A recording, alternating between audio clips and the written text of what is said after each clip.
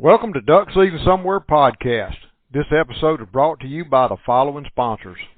GetDucks.com, your proven source for the very best waterfowl hunting adventures. Argentina, Mexico, 6 whole continents worth. For 2 decades, we've delivered real duck hunts for real duck hunters. And USHuntList.com, because the next great hunt is closer than you think. Search our database of proven U.S. and Canadian outfits. Contact them directly with confidence. Boss Shot Shell's copper-plated bismuth tin alloy is the good old days again. Steel shot's come a long way in the past 30 years, but will never, ever perform like good old-fashioned lead.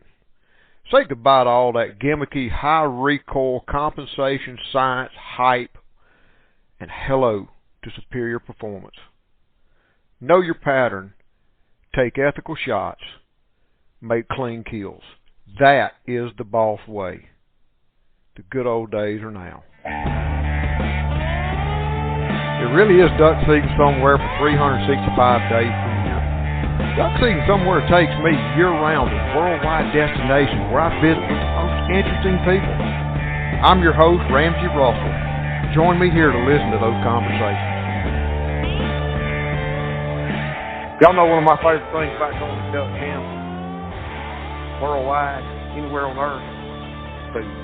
That is one of my favorite things is food. It seems like everyone has a couple of favorite things they like to cook or like to eat at hunting camp. And, I was up there hunting with Ira McCauley not too long ago, and he was telling me that the first thing he cooks most times when he walks in the house is gumbo. He makes it his way. Got been cooking it for years like that. My personal duck camp staples are things like collard greens, cornbread.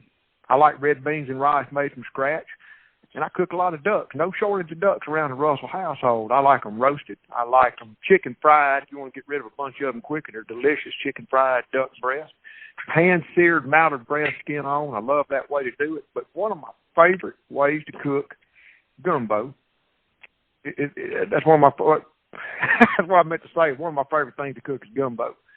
And everyone's just different. That's the thing we're going to talk about today with today's guest is how gumbo is so different and so personal. My gumbo is ducks and oysters and andouille. And if I've got some fresh Gulf shrimp, I'm going to put them in there too. I like to make it from scratch. I don't pour the roux out of a jar. I've had some great jar roux that are fine. Mine ain't. I like to make them scratch. It's that process. It's that whole chopping up the veggies and getting in the kitchen and doing it that's cooking gumbo. That's what I like about it. But everyone's is different, and that's okay. I've had them thick. I've had them thin. I've had them dark, light, from the jar, made from scratch. Personal preferences and taste is just kind of what gumbo is all about. And my go-to online resource for the last 20-some-odd years, was written by today's guest, who says that web page was written, quote, unquote, back before he really even knew what he was doing. Now, today's guest is colorful and controversial.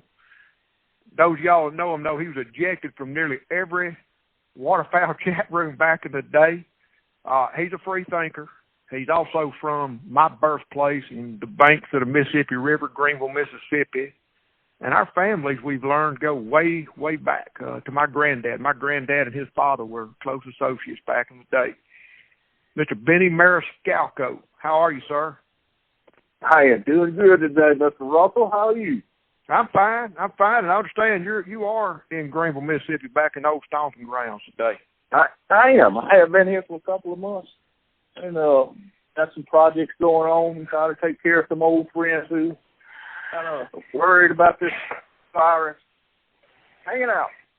Yeah, I tell you what, man, we're all hanging out. You know, Benny, what made me think to call you and do this podcast, not just about gumbo in general, was this freaking COVID pause, this thing, this shelter in place, this whole funk that the whole world's going through right now. You know, my wife and I didn't hardly leave the house for a month, 8 weeks, and we were going through the freezer. And, you know, she had given me a really nice enamel cast iron pot for Christmas, and I'd been traveling so much, I finally had my feet nailed to the floor, couldn't go nowhere, and I started making gumbo.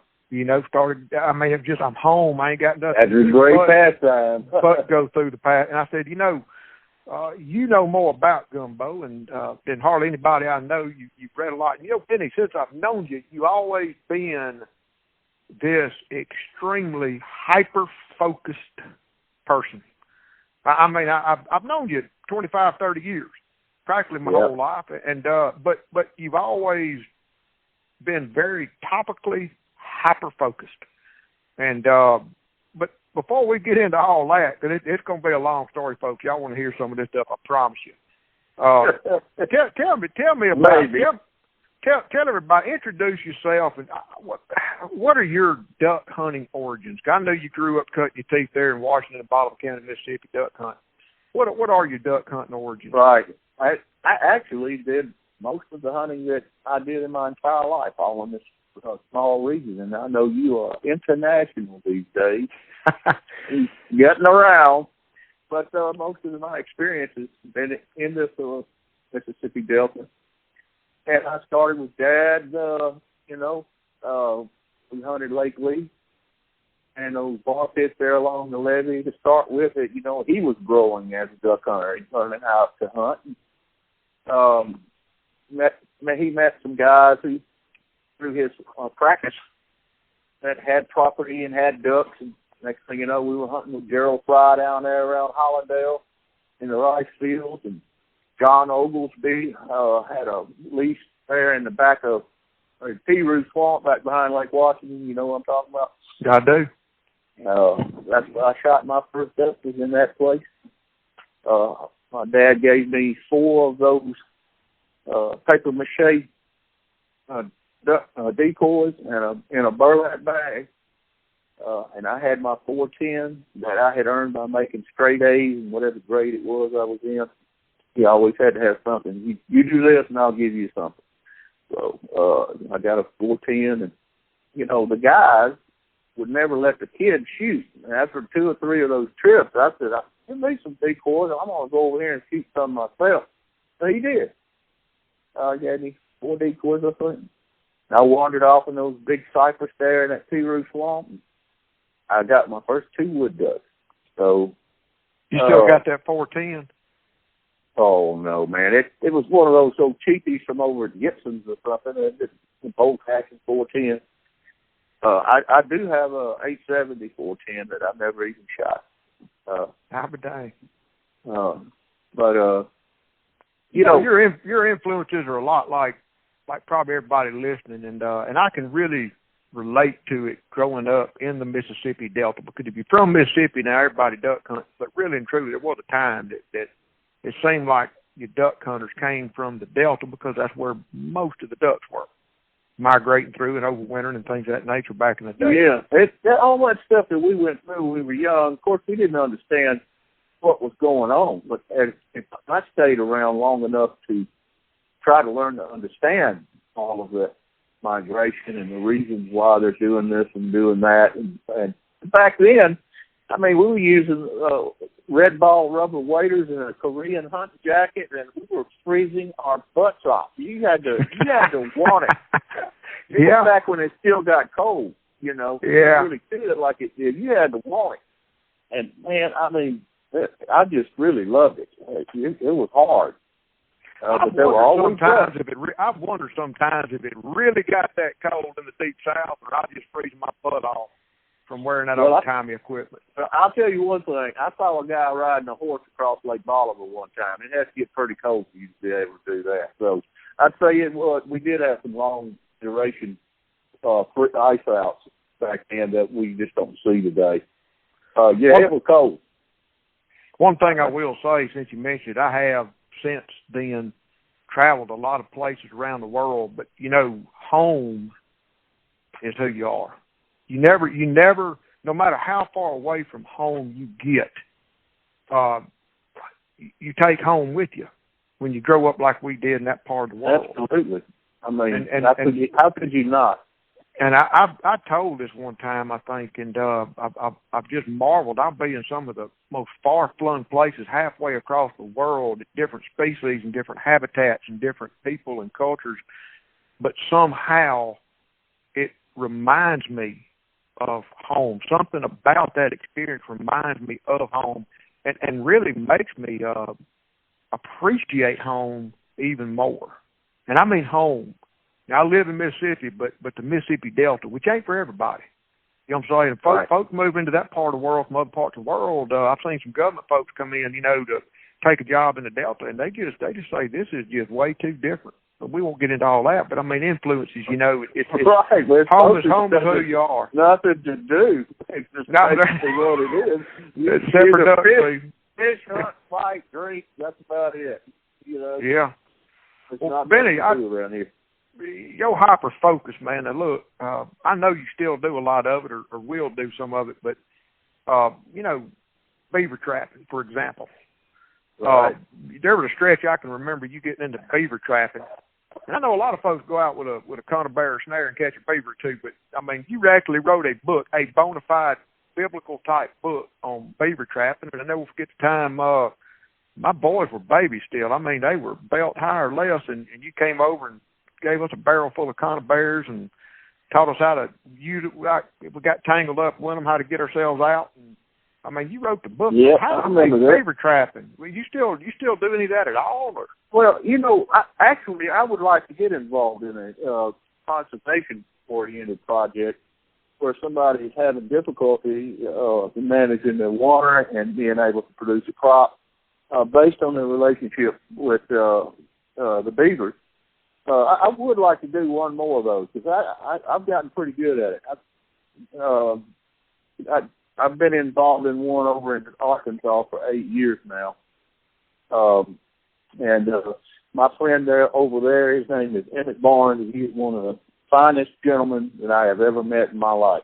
Just a wonderful person who is interested in managing his waterfowl habitats correctly so that he feeds more ducks and he takes care of more ducks than he takes. Achieve that compensatory mortality, and he's really serious about it. And he has more ducks than anybody that probably, and he has them consistently. But he does, and he's got some beaver problems over there, and we figured out how to work with them. So I spent quite a few years killing them to try to solve the problem. But that, as long as you leave the food there, you leave the habitat there, all you've done is created a temporary vacuum that will quickly be filled by other ones. So what you got to learn how to do is move water without them stopping you from doing it. Basically, being the beaver. Really, the easiest way to do that is to be the beaver and move the water before they have a chance to move it, and then stop it back up so that when they come to work, there's no work for them to do because you've already done it. You stopped the water, so they can't push one handful of mud to change a thing. So basically, the secret to managing beavers in a habitat like that is to beat them to the work. And if they can't work, they can't do anything, So, and it just ends up being economically much more feasible than spending a track hoe or whatever out there to dig out all their stuff, and 3 days later it's back again. Beavers are brilliant engineers. They're brilliant animals. They absolutely are. They're very tireless. They work. But the only thing as somebody that has to, we duck hunt in the Delta, every ditch and creek and waterway slap full of dang beaver. I think it's but the most confounding things about coexisting with a beaver is without fail. Without fail. Where you want water, they don't, and where they want water, you don't, and that therein lies the irreconcilable difference. Is if I could ever get on the same page with a beaver, my job would be complete. But get on the same page with beavers. We want water over here, they want it over there. All right, well, we want it over there, they want it over here again. I have to say this. I have to say this about beavers, and I admire them tremendously. Beavers for the last 100,000 years and longer, they created the flyways that these migratory waterfowl use to come back and forth. It was them. They are the ones that have provided habitat for time and emporium. And then we come in and decide we're going to manage it differently, they don't need our help. And to be honest with you, the ducks don't need our help either in that department. But if you learn how to, have a symbiotic relationship with them, you can both live in the same place and both get what you need. So there's a lot of things about moving water and how to move it that can help you do that. Actually, my thing, those first two sloughs that you and I hunted in up there in Palmer County. Yeah, I got to where those beavers would not fight me when it got time in the spring to turn that water loose. They knew not to mess with it. Once I busted that down, they were not coming back. How I got them trained to do that was brutal. But you could actually they probably just figured out you was as hard headed as they were. Well, actually, I did some pretty nasty stuff to them. So I don't know if I should even say that kind of thing, but I would kill them and wire them down on that beaver dam, and the coyotes would come at night and tear them all to pieces. So when their family and friends and neighbors came out there and saw that happening, it put the fear of God in them, and they would leave that dam alone. I did that for a couple of years, and it got to where there was no need in doing that anymore. They knew once I busted a hole in it, I'm in it. So they can be trained, and you can have a relationship with them, but most folks just want them dead. They want the water gone, but it can be done. And actually, they can work for you. I've taken willow trees. Like I wanted to subdivide this slough one time. I wanted to catch water in the front and leave the back of it dry for later on in the season. So what I did was cut down some tall, straight willows and drug them out across that thing in a straight line across the bottom of that slough during the summertime when it was dry. Well, the first thing they did was stop it up. And what they did was segregate that hole and gave me two different holes out of one. All I did was just drag the trees in there. They took care of the rest. So you can really use them to do a lot of stuff in conservation anyway.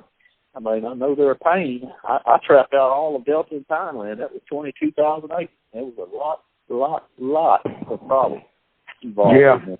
Well, it's just like everything else. They need managing to get on the same page with them. And I'm sitting here thinking as you're talking, I know there's beavers all over the world, but again, that Mississippi Delta, you are who you are, your home, you are where you come from. And us growing up there in the Mississippi Delta, Benny, one thing I've not seen hardly anywhere outside the lower Mississippi alluvial valley, Mississippi, Arkansas, Louisiana, are Indian mounds.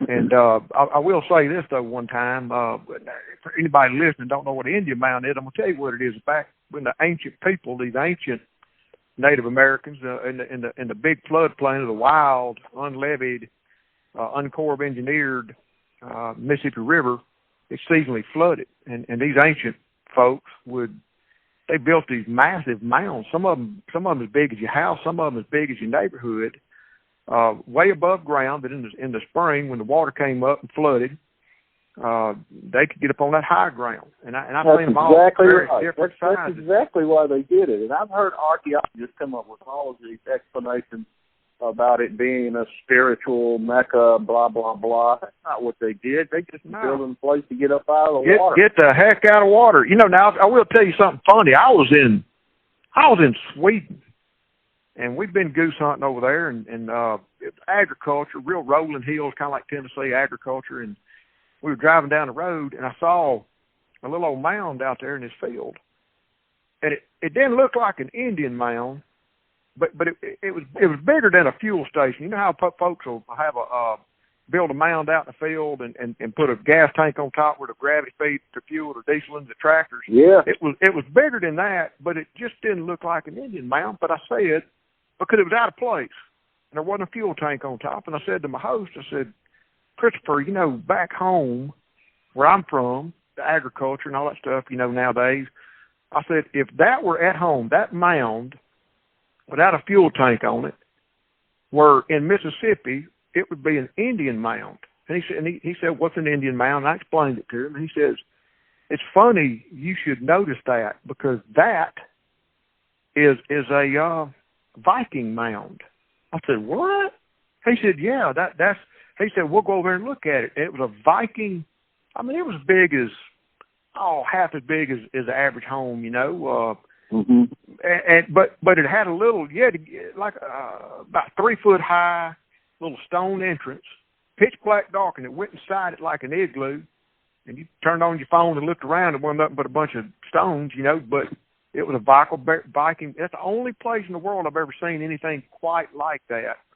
And the reason I bring up this subject, I'm thinking about the Delta. I'm thinking about those older civilizations, Indians or Native Americans, whatever the proper word to call them nowadays is. I don't know, but I know in another one of your hyper focused moments, since I've known you, you got big time into arrowhead collecting and artifact finding there in the Mississippi Delta. And what I recall the most is, you know, a lot of folks just go out, okay, there's a creek bank, it's high ground, which would be cotton a lot of times there in the Mississippi Delta, and they'll just walk. You know, the farmer goes and plows the field.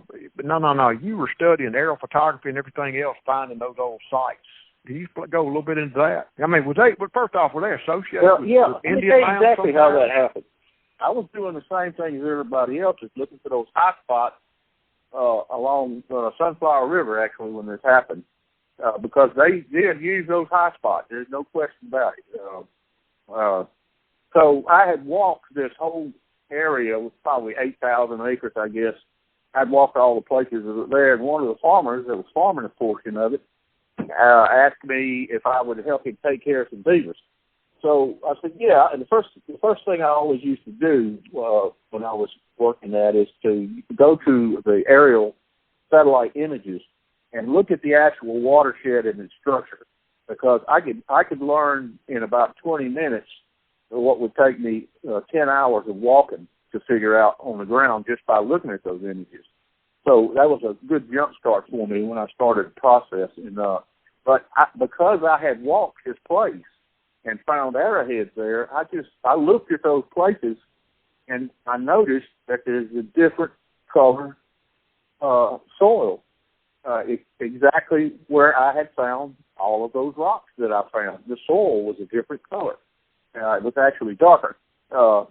What caused that? Okay, this is all right. There's only one thing that can cause that. That's potassium, which is a product of fires and campfires. Does not leach through the soil like other stuff does. It stays right on the surface, and so those darker spots are the potassium. They got on their feet and they walk around in the camp and they spread it around, so you can literally see that stuff on a satellite image. Over eons they had done it. Ain't like they made a campfire and walked away. They had done this, made these camps over eons. That's right. Spots where they stay for a good long while would have that characteristic. And it takes a while to learn to discern the difference between just a low bottom spot in a field, or is it a high spot that's the bright color. Usually they're almost always down the edges of any type of watershed. I found 3 of them that were actually along the edge of the Ohio River, and that was in, I'd say that's 8 miles southwest of Indianola. You know, the Ohio River used to run through the Delta before that earthquake. So I located the old riverbank and found a couple of camps where they were doing the same thing, except these camps are 8,000, 10,000, 14, old camps. There's not very many places you can find those older camps in the Delta, but that was one of them. So once I did that, I would find a spot on a map and drive 100 miles, walk out across a field that I'd never been to before, and walk right up on those arrowheads. It was just like, I didn't tell anybody about that for a long time because I didn't want everybody else doing it. But it certainly does work, at least in this agricultural property or this fine, silky loam that's in the Delta. It does not work in other areas. I've hunted them in 5 different states. And really you have to have this alluvial fine soil where that potassium is staying right on the surface for that to actually work. But in the process of doing that, you learn what kind of places they frequented. they're almost always the same. It's the highest spot along any given watershed because they had to have water, you know. So it's going to be close to the watershed and the highest spot that they can find on it. So it's really pretty simple. It just takes a long time looking. What are some of the coolest things? What are some of the coolest things you ever found? Just arrowheads, or? Well, actually, one of the coolest things I ever found was a pair of graves that a farmer had just run a disc through for the gosh knows how many times, and it was skull pieces and jawbones with teeth in them, and he was just grinding it into dust. So I went to the truck, got a couple of 5-gallon buckets and a shovel, and I went out there and picked those two people up, as much of them as I could possibly find. And I took them over on the riverbank in the trees where that wasn't going to happen to them anymore, and I buried them again. They had there were a couple of amulets in there, which is a little piece of jewelry that they have. They were obviously older people. So I found graves just right up on the surface. I found a clay pot one time that was in perfect condition, and guess what it was? It was a goose. Really?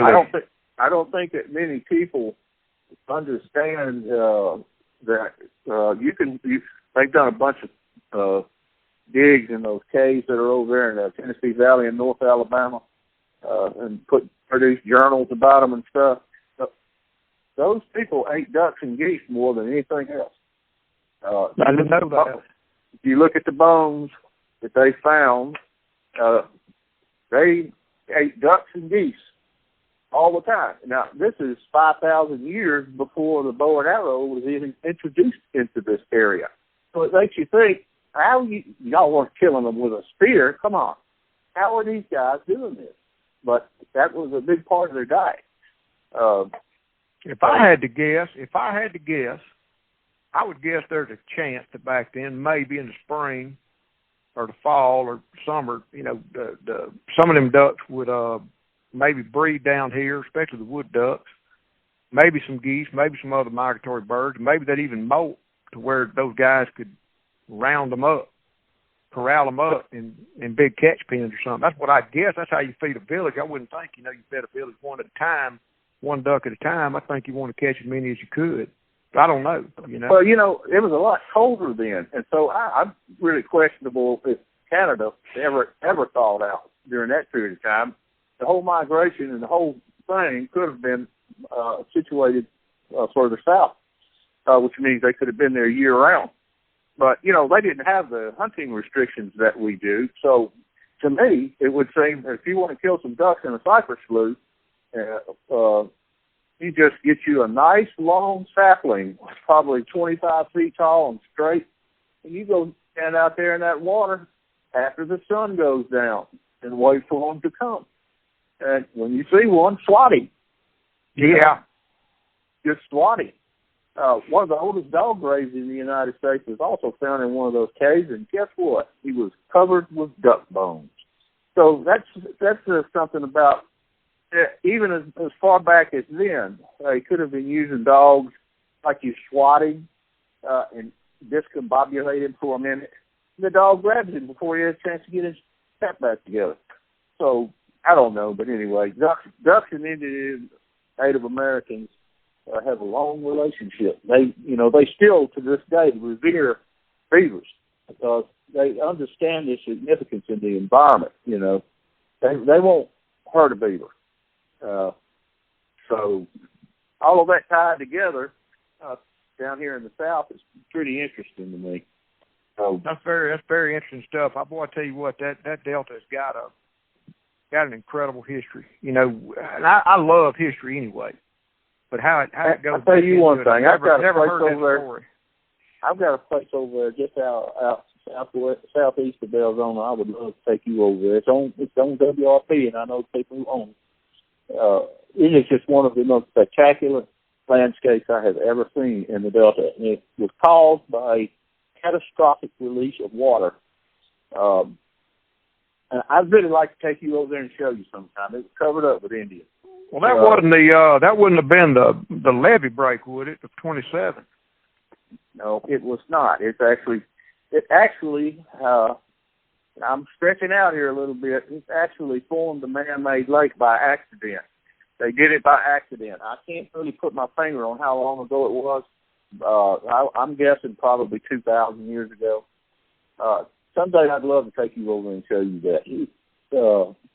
It's really, really interesting topography over there, like you have never seen anywhere in the Delta. The topography is every step you take, you go, what in the world? What happened here? Something happened. What in the world could possibly shape that like that? And the answer is massive volumes of water. So, but I went one time on a government call or something to a property over in Bolivar County. That was exactly where the Mississippi River levee, the main line levee, broke in 1927. Flooded the entire delta. They described it. It's called Grassy Lake. I tracked that out. The historical accounts, when that levee broke, they described, some of the historical accounts described a 12-foot wall of water as far as the human eye could see sweeping across the delta. But on that point, what was so amazing, in a landscape of those ridges. What struck me the most is the sand. It looked like Texas. Freaking it looks like the edge of the beach. It looks like the edge of the beach. There's so much water coming through there. It was making 12-foot swart rolls in the sand. You can go walk through that 16 section today. I think 27 break owns that now.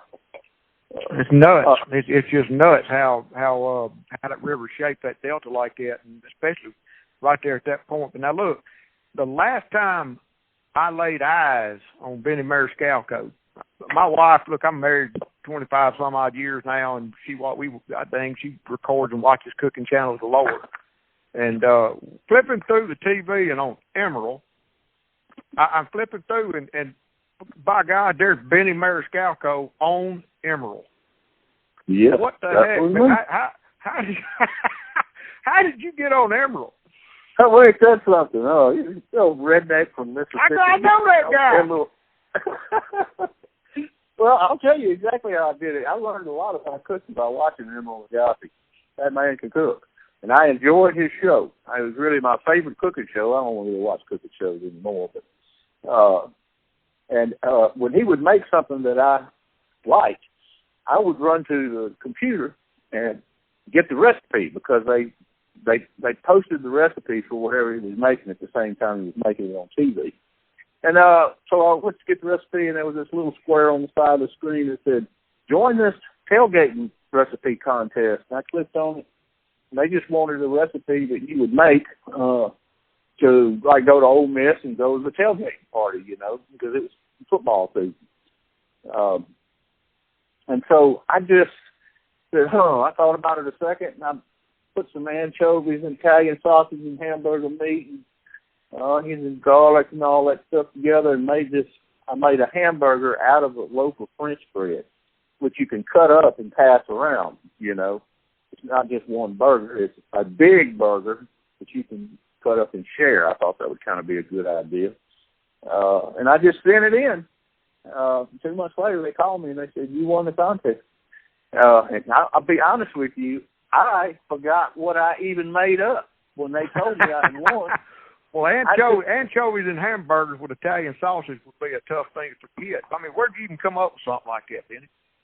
Well, I'll tell you what I came up with. Is trying to get as pure as I can with my ingredients. Worcestershire sauce, which a lot of guys use in hamburgers and steaks and stuff. Worcestershire sauce sure is. It's made out of anchovies. Sure is. What I was doing was going back to the source. Now, Worcestershire has a very distinctive Worcestershire flavor to it. So I was going after that original flavor. And also, I put some mint in there. And the reason I did that is because my dad used to cook burgers when we were young, and he put mint in them. Man, they were delicious. So I threw that in there. So I don't know which one of the things they looked at and said, wow, this is really something. But anyway, they flew down and with a film crew down to a Benoit Alton Club, filmed to be cooking it. A couple months later, they flew me up to New York, put me up on Times Square in a big fancy room. And next thing I know, I'm sitting there talking to Emerald Lagasse about tomatoes over in Belzona. It was just like, wow. I did not know that was filmed in New York. For some reason, I thought that had been New Orleans. Oh, they filmed it in New York. And so that was a really great experience. You know, his wife is from South Mississippi. And during the commercial break, he came over and started talking, and he said, what about that Belzona tomatoes? Oh, they're the best there is. I don't know if you know about that ridge that's back there up against that river. That makes the best tomatoes in the world. He said, yeah. He said, I had to buy a piece of that. He said, I bought a piece of property over there so I grow my Really? Yeah, over in Belzona. Heck, I didn't know that either. Hey, well, let's talk about this, Benny. Let's right. talk about this because gumbo. Because to me, one of the most endearing legacies of Wild Man Benny Marascalco was gumbo. It was just another one of your hyper-focused moments that I know you still practicing this stuff right here. And I got to thinking, you wrote that page way back when. The thing about that Benny's gumbo pages, guys, if you ever look it up, you wrote it in Tripod. I had a page in Tripod one time, but it wasn't a recipe. It was how to make roux, how to make different roux, what to put in. It was the basics. It was just like reading a short book on gumbo. And to this day, I go to it. And now, I don't know why, because I make gumbo the same way for 20 years. And I make my gumbo very, very basic, and I like my gumbo. And I like everybody's gumbo, because that's that thing I love about gumbo. There ain't no right or wrong way to cook it. It's all good. Now, I don't really care for a super thin gumbo, but I'm a polite guest, so by all means, serve it up. I'm going to eat it. But they, to me, I don't cook gumbo all the time, but when I cook gumbo, I commit myself to it because I like it's a ritual, man. It's not like cooking anything else. Ritualistic is the best thing. It's like I normally if I'm at camp, it's going to involve a couple of tall drinks that I'm going to sip on and nurture through it. But I sit there and I chop my celery, chop my onions, chop my bell peppers, and I just go to basics. And if there was some fresh jalapeno around, I might put one or two in there, just a little something. But just the Holy Trinity. I chop it up, and always ducks and dooley, and I mean real andouille. And boy, I tell you, get down South Louisiana and some of them butcher shops down there, you get the real stuff. Yeah, but you can't get that up here. They sell some stuff in the store that's labeled andouille. Pretty dang good. It's not the same thing. It ain't the same thing. No. It's like Tasso. You got, Tasso's the only place I've been down to some of them places along I-10, and bought real Tasso. But I made Tasso 3 times before. Really? I like it, but I don't. To me, I like the andouille better. Yeah, I like andouille on I-10, and then also in Bro Bridge, there's a wonderful meat market there. They have some excellent boudin and other stuff, including andouille. But there's a couple, but you really got to go down there to get that if you want it. But the stuff that they, for years, the grocery stores up here didn't have anything like andouille. So I used smoked sausage because we simply couldn't get it. But today, there's numerous companies that are producing one version or another of what they're calling andouille, and it does have a flavor that's not like smoked sausage, and it tastes sort of more Cajun-y. So that's what I use. I mean, I always brown mine when I do mine, though. I use brown it, and then put it in. I brown my andouille. Sometimes, if for whatever reason it just occurs to me, I might brown my ducks in the pot before I boil them. But I boil my ducks. And I'm not loyal to any duck species. I'm not loyal at all to them. I say, all right, get this handful of ducks, and that's what I make a gumbo with. And I have seasoned them and browned them in the pot, but a lot of times I've just boiled them too. And then I like to pour that orchard juice liquor off into the stock when it's done. I shred my ducks off the bone, set it aside with the skin, flavors in the fat. Put my orchard liquor off in it, set it aside, and if I've got some pretty jumbo Gulf Coast shrimp, I got the idea from you. I take the heads off, I boil the heads, and there you go, brother. Pour it off into my stock. But that's how I'm gonna make a gumbo. And then my basic gumbo, I want it from scratch. I just do. I want to make my gumbo from scratch. That's what I do. It's part of the ritual, you know. It's really not like cooking anything else. You do it from scratch. It's really, when you get done. Here's the great thing that I really love about it. You probably saw some of those pictures of me down in South Louisiana catching my own shrimp, catching my own crabs, going to Reuben the oyster man over there and getting some oysters. But I've even gotten oysters down there before. That's where the gumbo starts. It's the adventure of going and getting the materials that you need to make it. And I mean, that's such a big part of it to me that I mean, I've earned it. You know, I have these wonderful ingredients. I caught them myself, and let's get at it. And you know, it just makes it much more of a sort of a serious endeavor than just throwing a couple of steaks on the grill. Anybody can do that. Try to make some of this, you know. But I like that ritual. I like it. I like listening to a little music or listening to something and visiting with folks. And there's nothing quick about making a gumbo for me.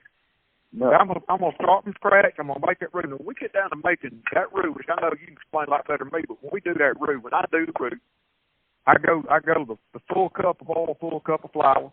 Sometimes I use duck fat if I got it, and I brown my veggies in it, get them kind of softened up, and then I pour my flour and I watch it like a dang hawk. And I don't think I got the nerves of steel to get to yah, but I want it darker than peanut butter. And I watch it like a hawk, and I got my stock on hand within arm's reach. I'm stirred, and I'm watching, I'm stirred, and I'm watching. You doing a stovetop? Doing his thing. You doing a stovetop? First of all, if you're going to try to get to yah, you got to turn that heat way down. After it's way down. So dark that it's really almost losing all of its maroon color. You got to turn the heat down. You can't keep cooking it where it's smoking. When it's smoking, it's too hot. All I do when that happens is I just pull it off to the side and keep stirring it until it stops smoking again. Then turn the heat down a little bit and keep going. Keep going. If you're right at the edge of burning it when it starts smoking. You got to really be stirring it. You got to stir it, but it's just I can just come standing over it, I can smell it. I ain't saying like smoking up the kitchen, but it's cooking. And then I pour my stock in and get it stirred, mixed up good, and I start adding my meat. And I put so much meat in my gumbo, you can stand a spoon in it. And if you eat, you were telling me that. I've done that before too.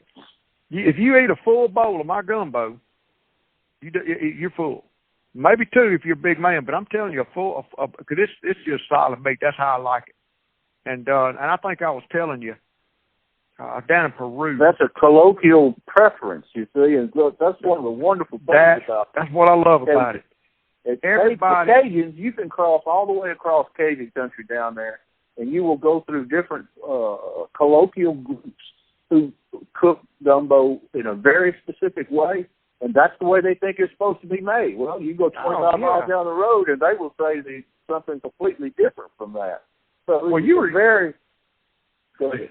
No, that's right. That's it's like there's zip codes, there's boat slips, hell, there's households. This is how you cook gumbo, and nobody cooks it the same. I mean, I know you get regional differences from Mobile, Alabama to West Louisiana. You get into little regional differences. I know you can explain better than me, but it's different, and it's all good, and you can't go wrong. And you can't hardly mess it up. I'm gonna tell you what. There's only three things that I would suggest from experience that people not try to cook. One is diver duck. They're fishy. If they've been eating fish for too long, it's no good. You cannot make a gumbo good enough to hide that. Second one is cormorants.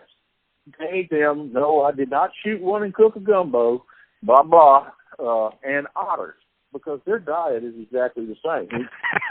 You can't, I cooked an otter gumbo, we just couldn't eat it. It's because it's a funny thing. When the red meat is fishy, it's not good.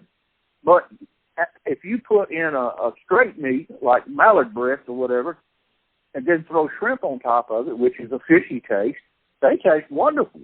But if you get both of them out of the red meat, it's just not. It's just something. It's just not right. So those three things, and loggerheads. Don't try to cook loggerheads. I've done that before, and they taste like mud, just like a loggerhead does. So, but other than that, you can cook almost anything, and combinations of almost anything. It's really hard to mess it up. You know, I mean, quail and oysters. I love that now. I mean, boy, oh yeah. Ooh, I cooked some soft-shell turtle. You know that camp that I went to. It helped you and your boy learn about trapping. Yeah. Well, there's a creek right down there that I was trapping in. It had more soft-shell turtles than I've seen anywhere in my life. It was flat full of them. Now, I mean, couldn't be 3 miles from there. No, it runs right through Collins Creek runs right through the middle of our property. I came down there the next day with some string, fish hooks, and some bacon, and right quick caught 4 beautiful soft-shell turtles out of there, and made a gumbo out of them. But with something like that, you know, amphibians, you want that gumbo to be khaki flavor, khaki color. You don't want a heavy roux like you and I like, but it just overwhelms the amphibians. You know, gators the same way. You got to have a light roux, or else you really can't even taste the meat. Well, back up to the basics, Benny. You know, talk about where to start. Talk about roux. Let's just talk of roux. Let's just talk basic, hard-boiled, making a roux that anybody listening that needs to learn how to cook gumbo. Because you know, number one, I believe. Well, let me start at the beginning. Go ahead. Roux, actually, before roux ever showed up in a gumbo had already been here for 200 and something years, or at least dishes that were named gumbo, in the form of okra gumbo, filet gumbo, and then another gumbo they call Gumbo Reserves down in New Orleans, which you probably won't eat unless you go there. It's made out of winter greens, and it came about because it's very Catholic oriented down there, and they can't eat meat during Lent. So during Lent, between Fat Tuesday, Mardi Gras, and Easter, they ate Gumbo Reserves. What it is it's 11. The true recipe is 11 different winter greens. You'd be hard pressed to find 7 of them these days. So that's another type of gumbo that not too many people know about. It has no roux in it, but today they put it in it. But really, the history of gumbo goes like this. The thickeners are what defines what type of gumbo it is. In the beginning, it was okra, which came from West Africa with the slaves. And I know them coonasses are not going to like it when I say this, but it appeared at the same time both in South Louisiana and South Carolina, down in that low bottom country. They simultaneously, what these West African people called gumbo started appearing about 1790. So the West African name of okra is gumbo, Gombo. Gombo. And so, of course, because a tomato is Native American, they right quick added the two together and put butter on it, and they were doing the same exact thing in both Louisiana and South Carolina, and that was gumbo. So the thickener is the okra. You know that slimy. No, I love it. I love boiled okra. I love it too, but most people don't anymore. I've almost quit using it because people don't like that slime. But that was the original thickener. Then over in Louisiana during the wintertime, when they couldn't get okra, they started using what's called today filet powder, which is ground sassafras leaves to substitute for the okra. And that came from the Choctaw. And they call that, Choctaw word for that is combos, Kombo. So they were so close the two thickeners, although they were completely different from each other, had a name that was so close that some food historians are still arguing today about what is the actual real origin of the name gumbo. I think it's from the African descent. So you've got West African, you've got Native American Choctaw, and then you've got Cajun influences in this.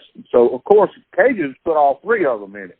But the roux gumbo, like what we're talking about, you want to talk about some roux, didn't show up till about 1890 in New Orleans. A French chef who came over from France made a small roux. The recipe calls for a filet gumbo roux, but he used like 2 tablespoons of flour in it to thicken it up. Well, that's the same thing as making grapes. You know, when that's French have been doing that overseas forever, hundreds and hundreds of years. So he just tried that technique in it and put the flour in it. That's where the flour started, was in 1890. But the real coon asses, the Cajuns, took that and they started cooking it deep dark to get this roux that we're talking about, that served to replace the okra and replace the filet. I guess it might have been easier to get flour than any of those during the wintertime. But so dark roux, like what we're talking about, that is distinctly Cajun. There's no question about it. And it didn't actually even come to New Orleans until the early 70s when Paul Prudhomme, the famous chef, who grew up on a farm in South Louisiana, he brought his yaya roux and his brown roux to New Orleans. They gave him the head chef job at Britain's, and he changed the face of history in gumbo. He made gumbo world famous, and he made it distinctly Cajun. There's Cajun now. That's as Cajun as it gets. He did that only in the 70s. I mean, early 70s. So the Cajuns have been cooking it like that for a long time. But it got famous in the 70s, and it was because of Paul Prudhomme. That's when gumbo became mainstream, back in the 70s. Right. That's right. Just tell somebody that may have never cooked it how simple it is, or just walk them through the basics. I told you how I make my gumbo, but what are the basics of cooking a roux? Because that's the basis of a gumbo, is a roux.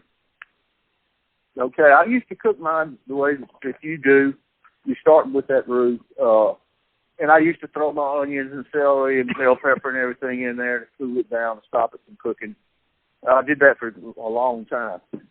Really, if somebody wants to learn how to cook gumbo, the easiest way, the most complicated thing and the most intimidating thing that stops people from trying to cook it is the roux, because the roux is hard to cook. I mean, when you first start doing it, even though it's only flour and oil, it's still.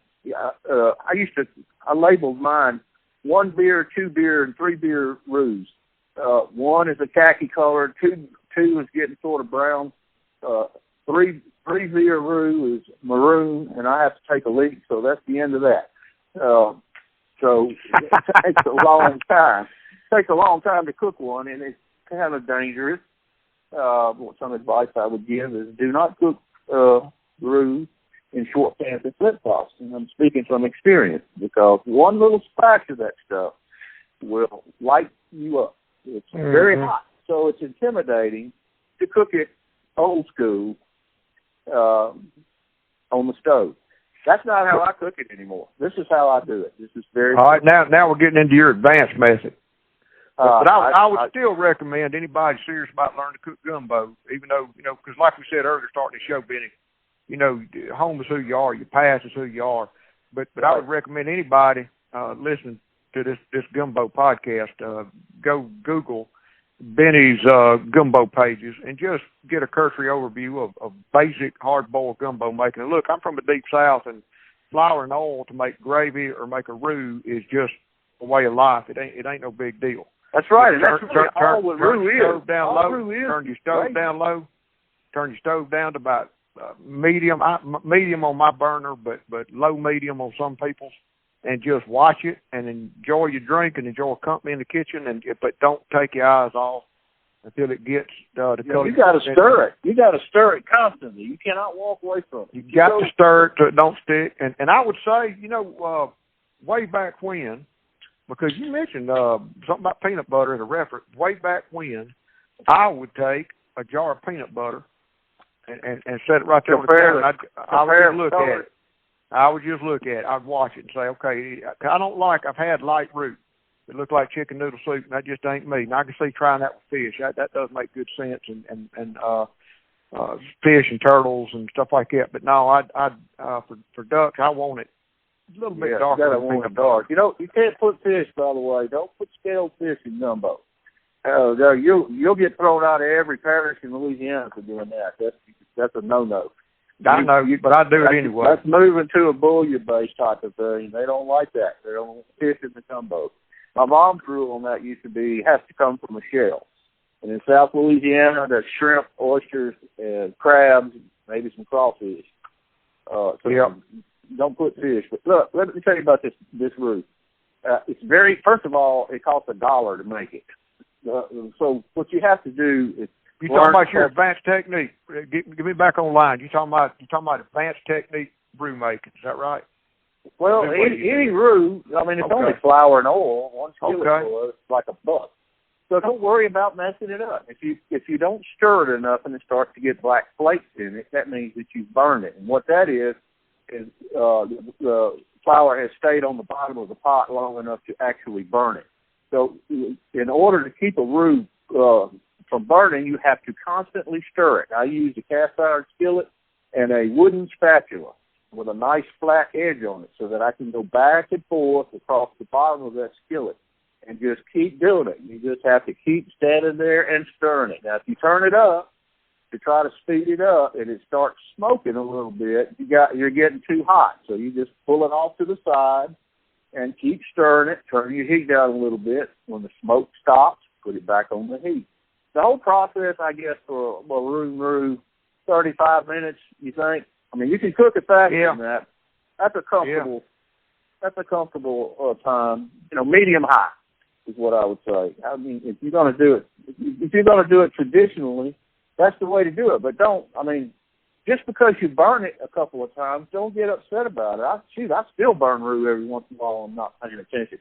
But you do have to pay attention to it, and you have to constantly stir it. You cannot stop and go to the bathroom or go get you a beer out of the refrigerator or any of that stuff.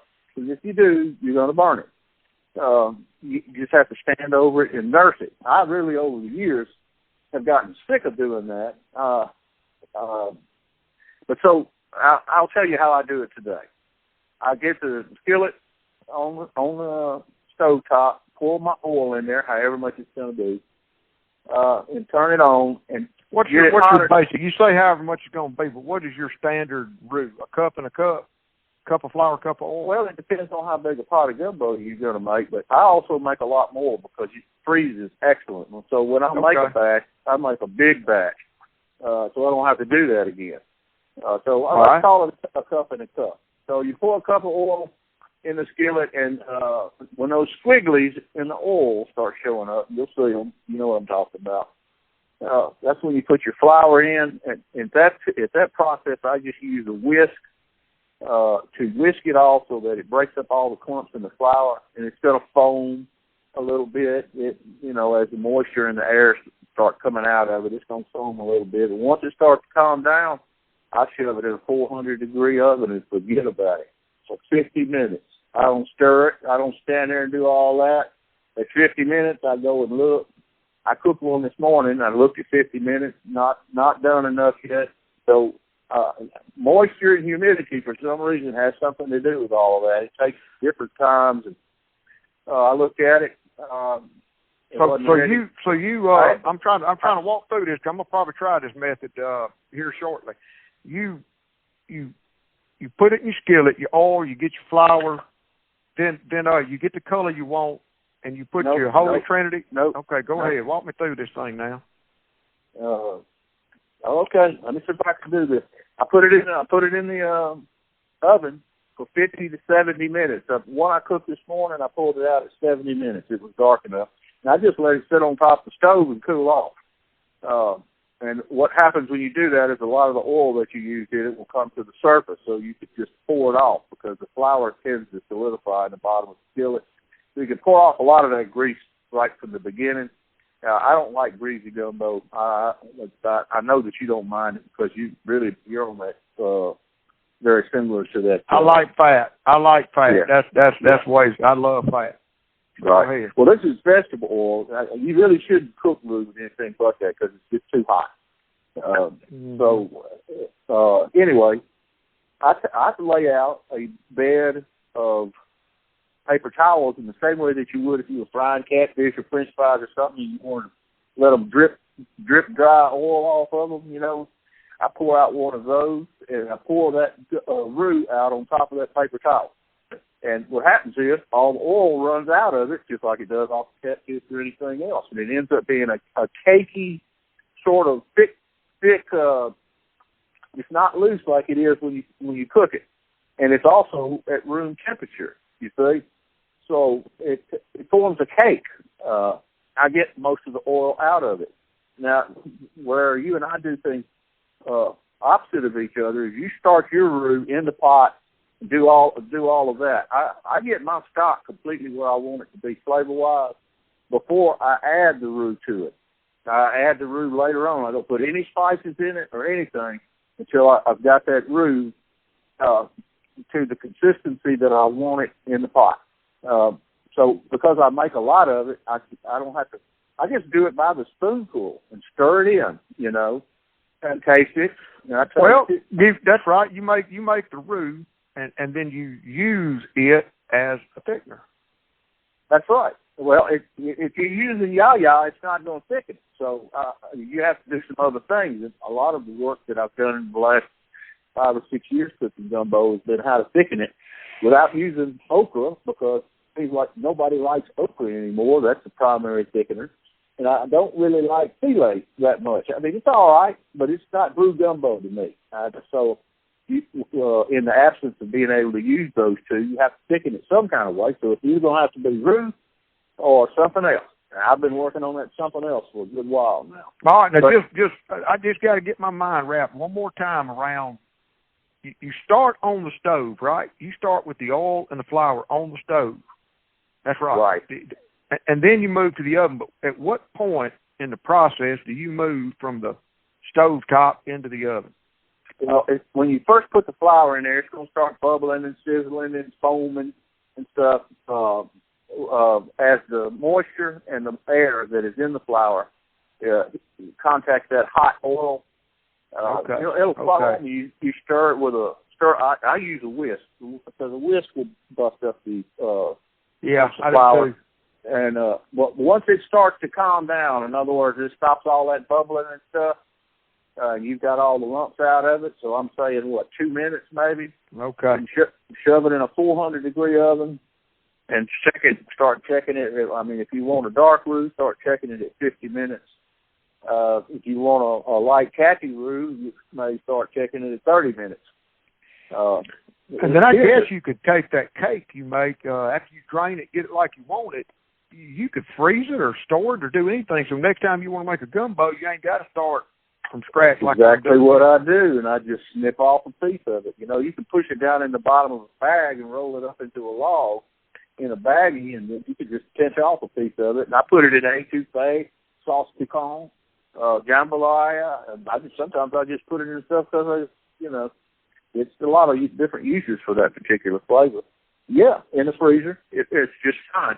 But what I wanted to say for people who are thinking about doing this, trying to make a roux, if you have a big cast iron skillet, let's say you go ahead and put 6 cups of flour and oil in it. So you make a big batch and you put it in the oven. You do it the easy way. Well, as the first time you do it, you need to be looking at it to watch it change. Like in about 20, 25 minutes, look in there, and if it's a khaki color, getting sort of tan, then take a stainless spoon and scoop some of it out and put it on paper towel, a little bit of paper towel. Get you 2 or 3 spoons of it so that you have a khaki flavored roux. Then let it get a little bit darker. Reach in there and grab grab some more, put it on the paper towel, then let the rest of it go as dark as you want it to go. I wouldn't probably cook it over 75 minutes, so that you can get 3 particular profiles for roux out of one skillet. So the first one, the khaki one, is going to have much more thickening power than the oldest one that is very dark. Once you get it really dark, it has almost no thickening power at all. But the light roux does. So you can mix those together to get both the consistency and the flavor that you want. And of course, when you mix 3 flavors of roux together, you've made your own completely. This is yours. You own it. You know, you made it with this, this, and this. And that's something I really like to do, because different meat takes different type of things. Light roux or dark roux. The ducks, you're talking about ducks here. I have just about stopped making duck and andouille gumbo, and the reason why I did that is because if you boil those ducks to build that stock the way you're supposed to, it's wild enough that it sort of offends a mixed group, like women and kids. It is strong enough that they kind of offsets them a little bit, you know. And that's the way I do it at hunting camp, because that's what the guys want, you know. But if you go cook for a mixed group, I always do chicken and duck. I can see that. The 2 ways I know to cook a duck that anybody will eat, and my wife, going back to a college story where I cooked some bad duck one time, does not like duck. As a rule of thumb, she ain't eating duck unless I cook gumbo or unless I chicken fry it. Now then she's gonna eat duck. She's gonna eat it every time. And so I've had good luck. I mean, when I cook gumbo, especially during hunt season, I cook a big pot. And it's a pot that'll feed, if there's 15, 20 of us at camp, everybody gets to eat. And then there's some left for tomorrow. I mean, you know, and gumbo just gets better tomorrow, you know. That's right. It certainly does. You know what? About that. What I wanted to say to you about that duck, what I have started doing now, you know, if you cook duck breast for 5 minutes, it's done. Now, you don't even have to cook it that long. But, however, the rest of the duck, like the legs and the other stuff, you need to cook that for a good long while, and that also helps you to build that broth. So that's right. What I do is I pull the breast meat out of them, and I put the rest of the duck in there for the stock. And I cut the breast meat up into spoon-sized pieces, and I spice it, and then I put it in the refrigerator. And I only put it in at the very last, just like you do shrimp, so that it's just barely cooked. It is not tough, really tender. That's a good idea.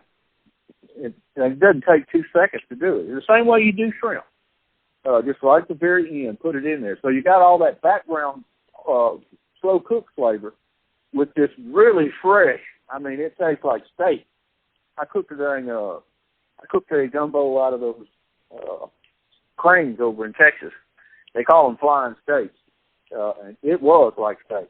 If I did it that way, I mean, it was just absolutely fantastic. I have never shot one of them, but I cooked them. So anyway, what were you going to say? So what are your favorite go-to ingredients? I mean, like mine is duck and andouille and oysters. But what is your absolute go-to? If I have my choice, I want fresh shrimp, fresh crab meat, and fresh oysters. Yeah. With a khaki-colored roux. Well, not necessarily. That depends on how you make the stock. You see, if I put 5 pounds of shrimp, you know, I think you saw those pictures of me down there catching them shrimp and stuff. Oh, yeah. And the crabs. Well, what I do is I peel the shrimp and get the heads and the tails to make a stock. And also I steam the crabs and pull all the meat out of them and crush those shells up and stick them in there too. So if you make a stock with that much flavor in it, you can go with a darker roux. I like mine with dark. I don't see people who say you got to have a light roux for seafood. They're just wrong. It's not true. You have to be able to put more flavor into it. So That's how I do it. And of course, add all of that. And I'm going to tell you something, too, while I'm thinking about it. Because you love oysters, and I'm going to tell you, I tried for years to figure out how those chefs down there in New Orleans were creating that particular signature flavor of New Orleans seafood gumbo. You know what I'm talking about? I know you've eaten it before. Yeah. It has a very specific flavor. And I tried to figure out forever how in the world they did that. Where is that flavor coming from? I mean, I took it all kind of ways to Sunday trying to figure it out. Then one night I had some guests over, and one of the girls that was with us saw the oysters, and she said, "Oh, I really don't like the texture of those. It's just too gross for me." Well, I wasn't about to not put oysters in a seafood gumbo, so I took some of the gumbo to the side, and I put about a half a dozen of those oysters into a skillet with some of the stock, and I cooked them really well, and then I put that into the blender and blended it to smooth like a milkshake to get the oyster flavor into her stock, even without getting the old snotty oyster in it. You know what I'm saying? Yeah. And lo and behold, presto, there was that flavor. I accidentally discovered it. That's exactly what those guys are doing down there. They're sauteing some oysters, putting them in a blender, blending it smooth, and pouring it back in the stock. That's that signature New Orleans flavor. Ain't no question about it. I will add that to my repertoire. That is exactly what I'll start doing. It certainly is, man. And boy, when you do that with some good fresh stuff, yeah, man. What are some of the most unconventional ingredients you've ever put in a gumbo? Meat-wise, you mean? Yeah. I mean, I cook everything. Besides tomatoes. Log crawl and slime. I mean, I've cooked armadillo gumbo, rattlesnake gumbo. I cook everything you can, elk, everything. Everything that's out there, just about. I don't know. If I ever see anything that I have never cooked a gumbo with, that's the first thing I think about. I wonder what that tastes like.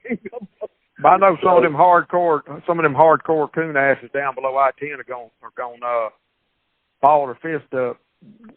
But you put tomatoes in your gumbo, and I tried it last time I cooked it here at the house a couple of weeks ago, and I loved it. It was good. Man, I'm gonna tell you what. Put a can of tomatoes down in there. That colloquial heritage thing, they will fist fight about that. I've thrown fist fighting in Grand Isle about tomatoes in the gumbo. It's delicious. But listen, the first real gumbo was okra and tomatoes with butter. That's the original recipe for gumbo. So those guys say you can't put tomatoes in it. What are you talking about? I mean, yeah, you put tomatoes in it. The way I like to do it is I roll out a bunch of little cherry tomatoes on a pan, put them in the oven for about 400 degrees till they're just starting to pop, and take them out and plop them in the pot so that when you get a spoonful and you get one of those tomatoes that, pow, explodes in your mouth, you get that great tomato flavor out of them. So I don't try to incorporate the flavor of tomatoes actually into the stock. I try to keep it separate. I'll tell you another thing, and I know them Cajuns are going to want to beat me up. But you want to taste an unusual gumbo, cook your roux like you normally do on the stovetop, and stop it from cooking by pouring a can of tomato sauce in it and stirring it up. It makes a very unique flavor that tastes neither like roux nor like tomatoes. I used to do that for a while. So that's another avenue you can go with tomatoes. Just don't tell the Cajuns. We were down in New Zealand a couple of years ago hunting, and we stayed at this little it's a little hotel, 6 bedrooms, operated like a bed and breakfast. It was built in 1901. This little Stewed Home Inn hotel. Mm-hmm. And the manager there is named Sam Murray, and very, very nice guy. Well, as we get to talking down at the bar, come to find out, he operates a travel business where he brings Australians and New Zealanders over to America, and they tour Route 66. They all rent Mustangs or some classic car, and they go across the country. And then every few years, he comes down Highway 61.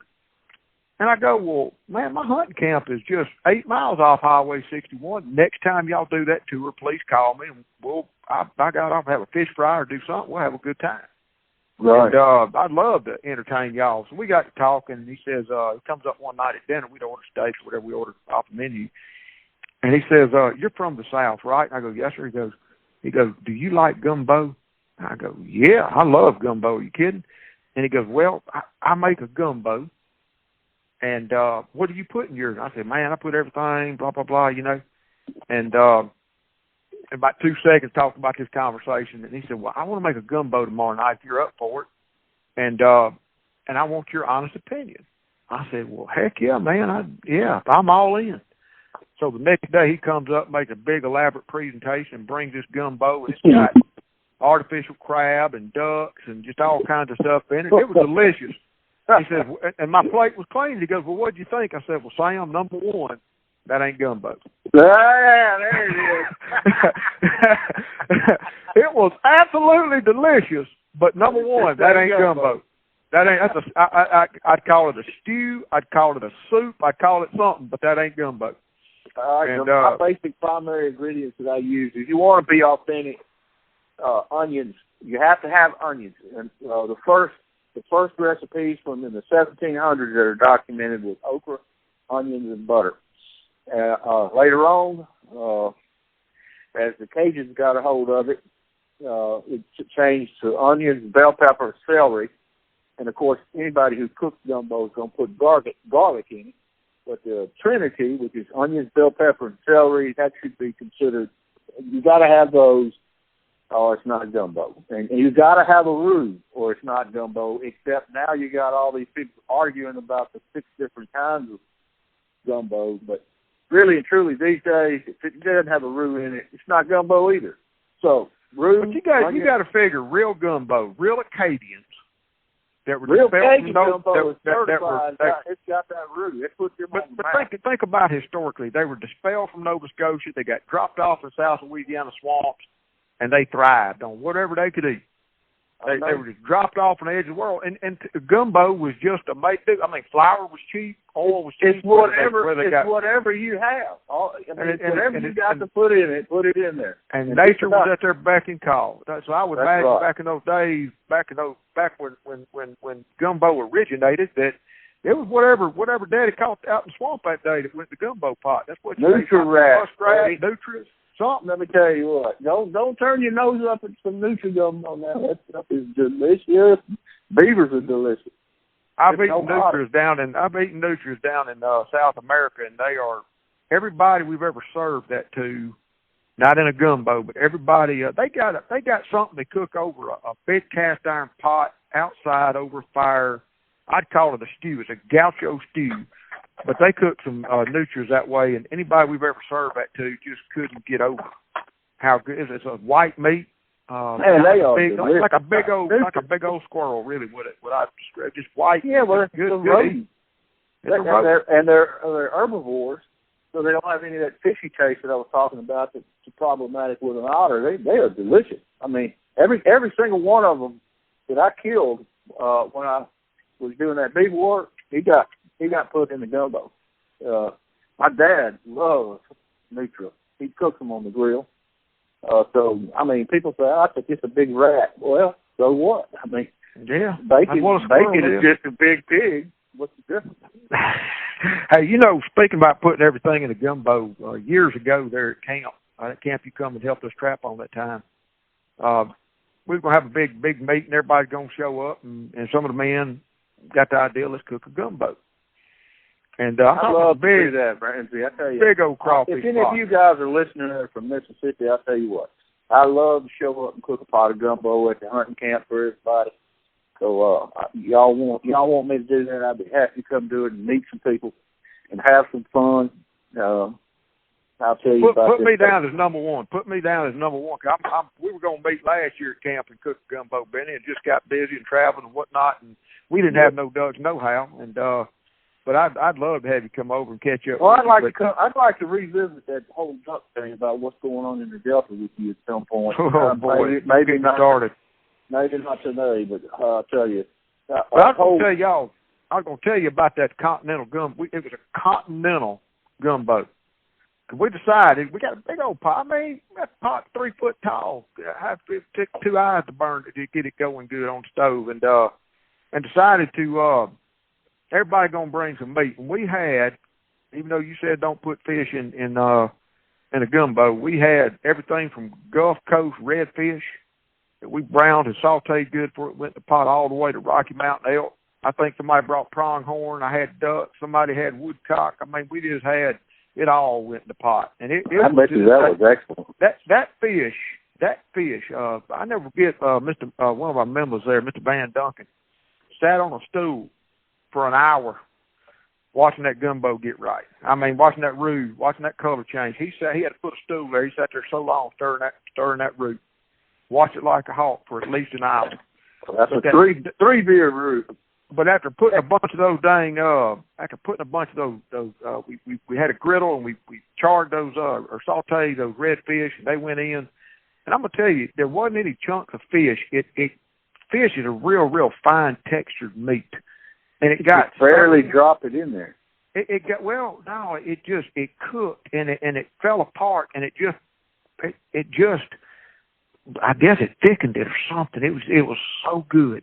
That was an unbelievable gumbo. You couldn't replicate and imitate and repeat that exact gumbo in a million years.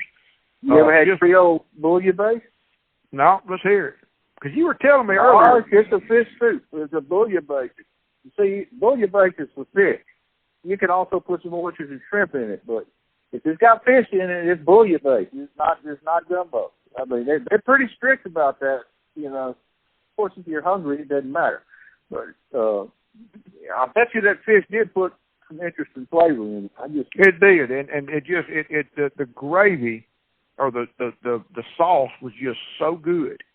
And I think it's because it had that disintegrated, real fine that fish just fell apart and became a part of the texture of it. But you know, something else interesting I've noticed too is you cook gumbo, you cook rice. Gumbo rice goes together.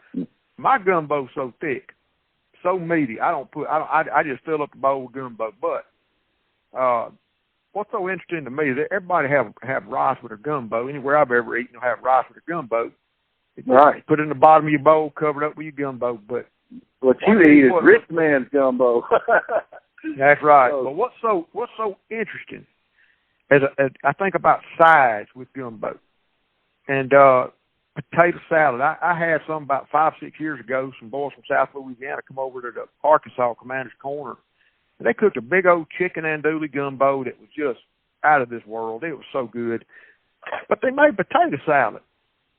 Yeah. They were scooping that big old. I'm talking mama's potato salad, which is mayo, mustard, and sweet pepper. Dill pepper.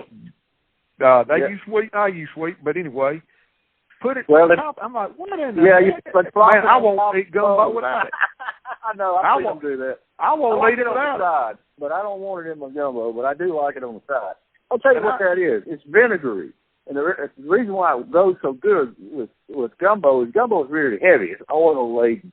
And it's that vinegar that's in that potato salad from that mustard and that other stuff and those pickles and everything that are in there cuts it off of your tongue. That's what it does, yeah. And it cleans your palate, basically. But when you mix both of them together, I don't know what you're doing there, but I like mine on the side.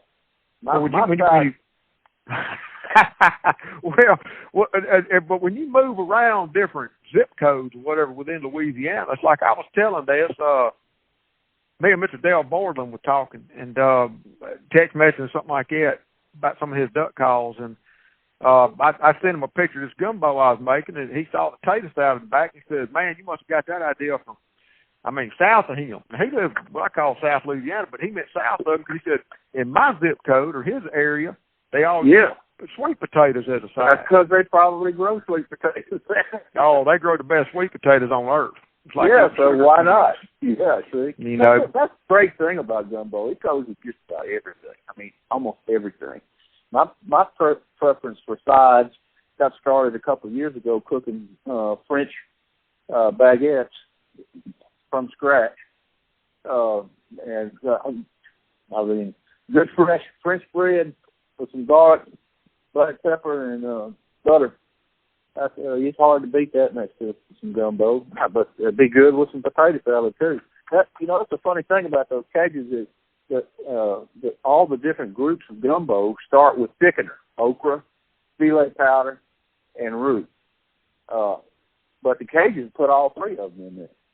So, that makes it wonderful. Have you ever had that? I have.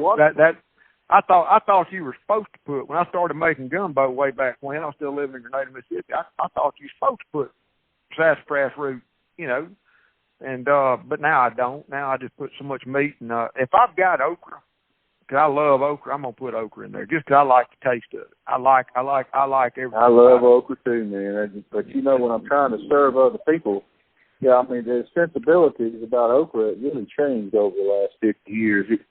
So I don't put it in there because of that. If I do, I put it in the skillet and turn off all that stuff before I plump it in there. I love that thickener. I like the thickening that it does too. It's really good.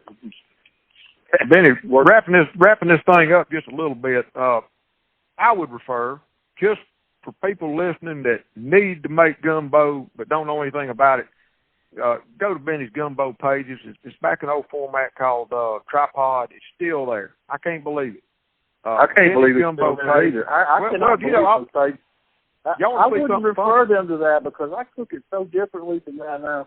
But I tell you what, I have a Facebook page called Gumbo Fanatic. Well, I started putting some of my higher end changes on there. Showing people how to layer, like get 3 different flavors out of an onion. How do you do that? If you're going to try to stay with your primary ingredients like peppers, celery, and onions, there's a whole plethora of different flavors that you can get out of just those 3 things. Then you add roasted garlic, for instance. Roasted garlic, man. You cannot, and caramelized onions. Oh, golly, man. You put all that stuff in a blender. And one more little tip before you wrap it up. When you cook those ducks, and I cook chicken and ducks together. Once I get them out of the pot, I pull all the skin away from them.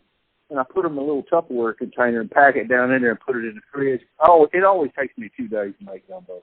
So I put it in the fridge and let it cool off. And what it does is solidify. And it makes it very easy to cut it into pieces about as big as your fingernail on your little finger. Pretty small stuff. Then put it in a skillet and saute it.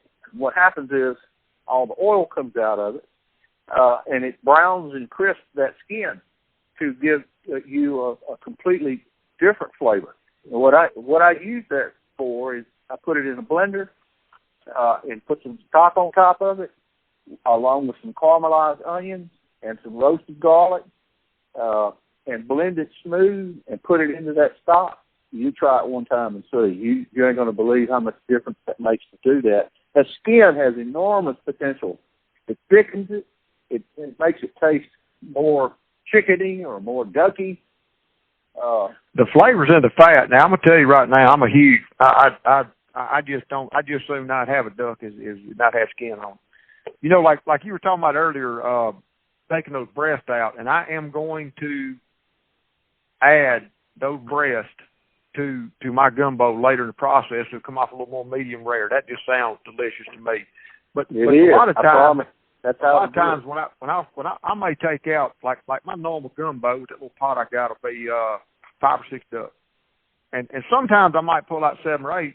And what I'll end up doing is I'll whole pick ducks only, but I'll breast out those mallards, those big ducks with the skin on, set them aside, and I'll cook them differently. I really like to pan sear my mallard breast, which is. And I'm gonna tell you one thing. I'll tell you one thing about those early season ducks. When they first get here, they've got their fat reserves on them. Yeah. I will pluck them all the way to the head, the whole entire neck, all the way, because you're just wasting that wonderful flavor that that skin imparts into it. You got to pluck them. But when you boil that whole duck, when you boil that whole duck, you get lots of pieces of duck that you really don't get by any other way. And you get that little pieces of meat.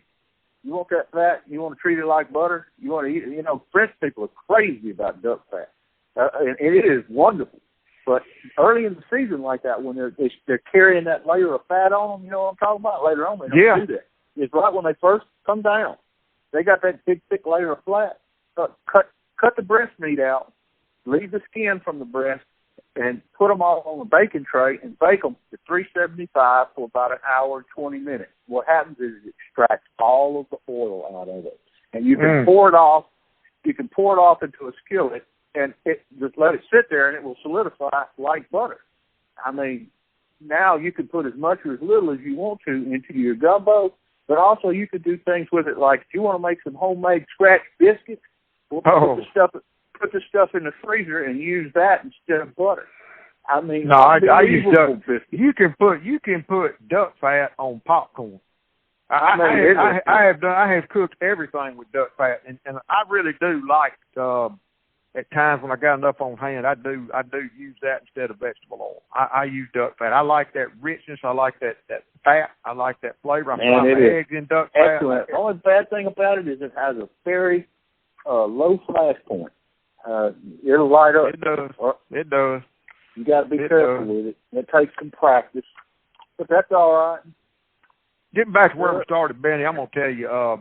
I've known you for a long, long time, and always had a good time hanging out with you and visiting with you. But if that boy had ever told me, I completely forgot. A few years ago, I was down at the kind of duck hunt on God's earth. I want my ashes scattered, not during a drought year, but in a regular year.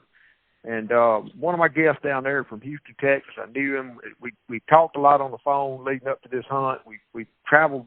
You can't hardly get there from here. It's so far away. We've traveled forever to get there. We got to know each other. We talked. And, we had to duck hunt a few times. And one afternoon or one morning after the hunt, we were sitting on the front porch just visiting and got to talking. And he would originally said, I thought of him as Houston, Texas.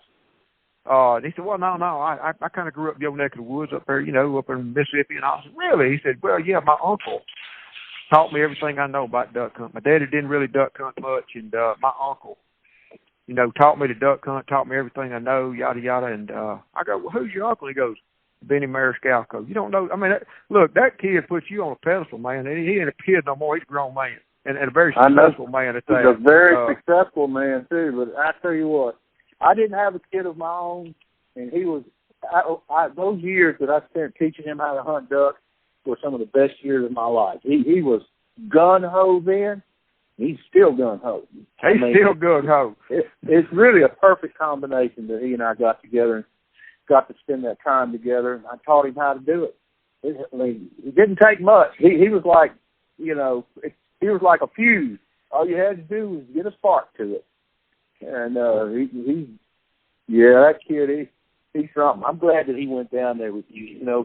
He did email me. He said something about I'm going with Ramsey Russell. What's he about? I told him. He said you had mentioned my name on some podcast somewhere. I don't know anything about it. I don't know what you said, but anyway, he knew that I knew you. He was basically screening you to be sure that it was okay to go to Argentina. No, yeah, no, it was good. If I mentioned you, Benny, it was good. I'm not quite as free thinking as yourself, but there ain't nothing wrong with free thinking. The thing I've always said is it's always I don't like having to wonder where I stand with somebody. Yeah, I don't like it. I don't like it either. That's why I'm so straight up. I'm going to tell you what I think. If you don't like it, I do not give a crap. Yeah. And so, but anyway, Benny, look, I appreciate your time. Appreciate you having you on here, and we're going to probably record again. I want to get you over to Willowbreak this year and cook and gumbo. Y'all still got that same place over there? We still got it. It's been tough, man. This South Delta flooding. Oh, yeah. I tell you, it's a half. Well, you got to do the grit. You got to do the grit. I'm telling you, you don't need anything but grit. I've been telling you that. I don't know where we get 12 foot of grit because man, we're talking the way that river's been flooding the last couple of years. We're talking 500,000 South Delta acres that are where we are down in the bottom of Collins Creek, 12 feet underwater. 12 feet in places. While you're hunting it? Yeah.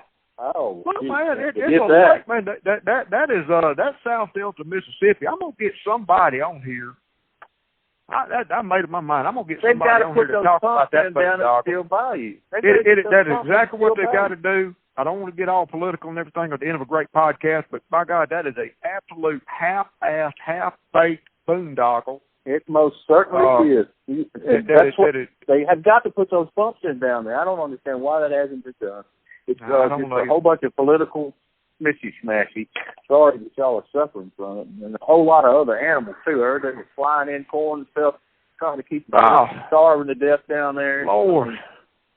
I read a report the other day, the thousands of turtles killed just by the raccoons up on high ground, and the deer, the deer didn't have nowhere to go, so they're fawning just on top of a levee, any shade they can find, and the coons were so bad they were eating the fawns. I mean, it's just an absolute wildlife tsunami because of federal policy in that South Delta right now. And Corps of Engineer policy, that's what it is. Well, Corps of Engineer and the EPA and other government agencies that have predicated, the whole Amazon-like romance drama of the South Delta on what I think are false environmental impact statements that don't take into account that this is all created by a man-made dam.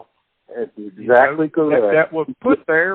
All they got to do is put those pumps in there, and they can fix it. All they got to do is put the pumps in. They are hurting people. They are hurting farmers. They are hurting society. They are hurting citizens. And, it don't matter much to a bureaucrat sitting up in Washington, D.C., but it matters if your home stomping grounds are being affected. That project started in 1941. I mean, good grief. Yeah. It's time. How long does it take? Well, look, I'll tell you one thing. You do have an advantage, Andrew Russell. You are international. You don't have to stay there and put up with that. I hope you find you some duck over someplace. You find any really good eating duck over somewhere, you bring them some, all right? Oh, I will. But look, Benny, thank you very much. And thank y'all for listening. I'd like to hear, what is your favorite camp dish? What is your specialty? And I'm gonna go out and say this too. I know some mighty, mighty, mighty fine women cook, but the best cooks I have ever been around at camp are men. I'd like to know what y'all's favorite camp dish is, what y'all's specialty is, and I'd like to know if you do cook gumbo. What kind of gumbo do you cook? Y'all can reach out. Y'all can go to that Gumbo Fanatic and pitch in over there. I was just fixing to say, go check Benny's Gumbo Fanatic page out on Facebook. But folks, stay in touch with us. If you enjoyed this episode, tell your friends about it. Subscribe to it on Apple or rate it on Apple Podcasts. I'll see y'all next time. And until then, just remember, life's short, get ducks.